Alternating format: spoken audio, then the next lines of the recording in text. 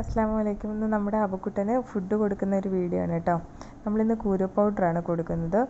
അബുക്കുട്ടന് ഇപ്പോൾ 6 മാസമൊക്കെ കഴിഞ്ഞ് ചെറിയ രീതിയിൽ ഫുഡൊക്കെ കൊടുക്കാൻ തുടങ്ങിയിട്ടുണ്ട്. നമ്മൾ ഏത് ഫുഡ് കുഞ്ഞുങ്ങൾക്ക് ആദ്യമായിട്ട് കൊടുത്താലും കുറഞ്ഞ ക്വാണ്ടിറ്റിയിൽ മാത്രം കൊടുക്കുക. കാര്യം അവർക്ക് വല്ല അലർജിയൊക്കെ ഉണ്ടോ എന്നൊക്കെ അറിയണമല്ലോ.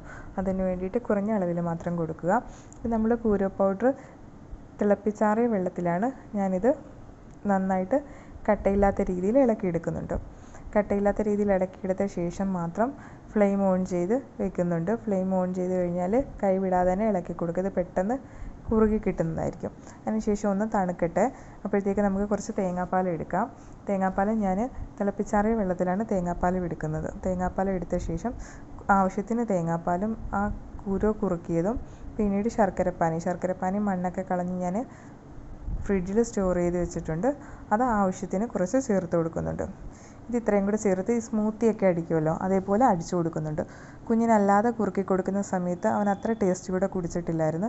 ഇതേപോലെ ഒന്ന് ബ്ലെൻഡ് ചെയ്ത് കൊടുക്കുന്ന സമയത്ത് കുഞ്ഞ് നല്ല ഇഷ്ടത്തോടെ കുടിക്കുന്നുണ്ടായിരുന്നു. അന്നേരം ഇതേപോലെയുള്ള നല്ല വീഡിയോസിന് വേണ്ടിയിട്ട് നമ്മുടെ ചാനലൊന്ന് സബ്സ്ക്രൈബ് ചെയ്ത് സപ്പോർട്ട് ചെയ്തേക്കണേ. ഇനി നല്ല വീഡിയോസായിട്ട് വരുന്നതാണ്. Thank you, by.